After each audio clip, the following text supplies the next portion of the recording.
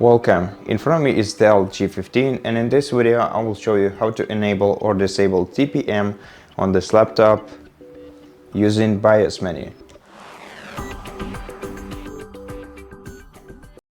First, to open BIOS, press power button once to turn your PC on, and then repeatedly press F2 key until you see the BIOS menu on your screen. Then, using right arrow key, navigate to security settings. Then, using down and up arrow keys, scroll down to firmware TPM option, and to change the value from enable to disable, you have to press enter, and then using top and bottom arrow key you can select one of the two values, and to confirm press enter.